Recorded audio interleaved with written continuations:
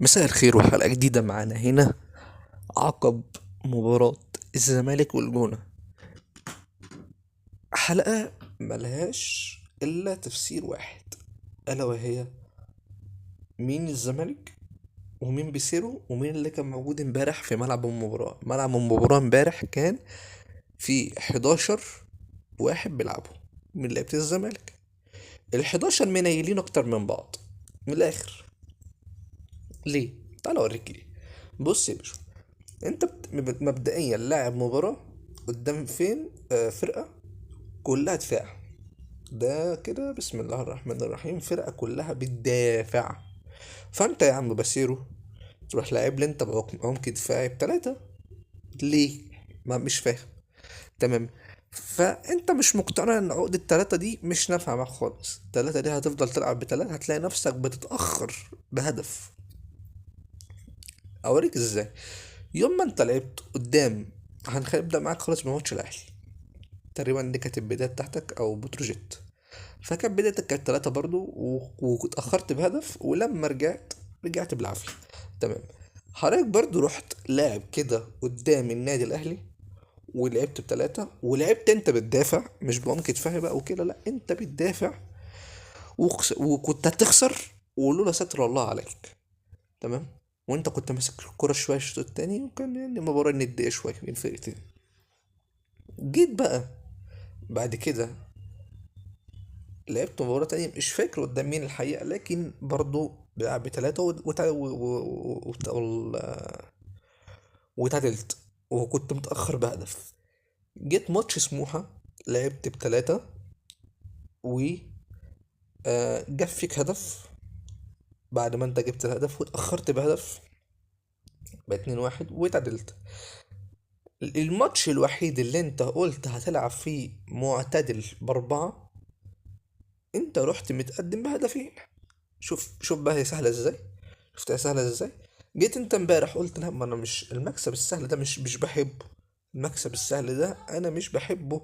يا عم بصيرو، طب يا عم بصيرو، لما انت عارف ان امكانيات لعيبتك اصلا ضايعه والكرات العاليه، واي كوره عاليه جدا يعني انا بحسها ضربه جزاء علينا بصراحه. اي كوره بتبقى عاليه موجوده بحسها ضربه جزاء علينا. والونش خلاص، انا بالراي جرب الزناري. خلاص يعني انا بالنسبه لي الونش في 33 سنه وخلاص الراجل يعني. فمفيش مشكله رايح. جايب بقى فتره كبيره قوي ومريح من الصليبي. هات مكانه الزناري. اما تخلي مصدق قلب دفاع وتنزل لي عمر جابر يمين، والناحية التانية تخليه مثلا بنتايج ولا حسام عبد المجيد لما يرجع. فسهلة. الموضوع مش صعب جدا. انت عندك كوكب الدفاع بتنقي منهم. انت عندك جيفرسون كوستا بره برضك راجل الولد ده كويس، ادوله فرصة. لكن هو مشكلته البنية الجسمانية بتاعته شوية ضعيفة، فمش هيبقى قد كده في الدفاع. لكن انت الجون امبارح عمل عليك كورة واحدة في الشوط التاني جاب هدف في الدقيقة 87 والزمالك خسران والجونة متقدم. الجونة كان في نص ملعب الزمالك ماسك كورة. المعلق امبارح بيقول إيه العبث ده؟ ايه ده؟ ايه اللي بيحصل ده؟ فرقة فرقة بتلعب حاليا في المركز التالت. طبعا بس احنا معانا الدوري متقسم اتنين، فدي المركز التالت تمسك على الكورة. فده لوحده كان بشكل عبثي وبيحصل في مباراة امبارح.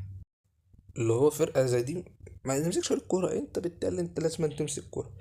طيب، حضرتك انت عارف ان الفرق الدفاعية اكيد كمدرب لازم يبقى حاطط كمية عددية قدام في الفرقة. ليه كمية عددية من الفرقة؟ عشان تفك لك التكتل الدفاعي ده. واحد يتحرك حركة كده كده تشد مع مدافع، خلاص انت بتخلق مساحة بتدخل مكانه لاعب تاني من لعيبة الوسط او من الجناحين وبيخشوا بيعملوا لك الهجمة الموعودة اللي انت المفروض تلعب عليها. ما حصلش.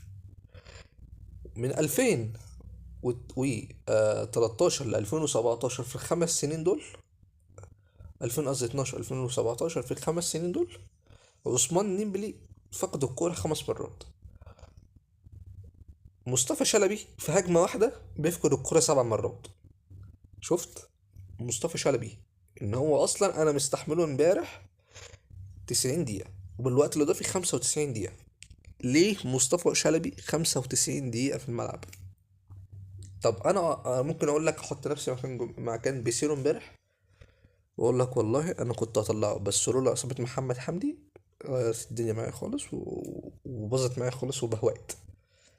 طب بهوقت ليه ما طلعتش حد من لعيبة الوسط؟ انت معاك ناصر وعبد الله الاتنين كورتهم قدام مبدئيا. ناصر مش هيدافع، عبد الله مش هيدافع. عبد الله ممكن يرجع مع اللاعب لكن ما يدافعش، يرجع يوصل للدفاع ويرجع يكمل هجوم تاني. لكن اتمنى من بيسيرو، ويعني اتمنى ده عشان احنا جايين على ماتش صعب، انت داخل بقى تسعة، توب تسعة. فانت التسعة دول اقوى تسعة معاك في الدوري حاليا، ان هم الحرس وفاركو. فرق كلها هتدافع قدامك، يعني الحرس وفاركو، ومعاك المصري هيدافع، وفرق وسيراميكا تقريبا هيدافع فانت في البنك هيدافع. اتمنى الزمالك يبقى احسن من كده ان شاء الله الفترة الجاية. اشوفكم فيديو جديد. السلام عليكم.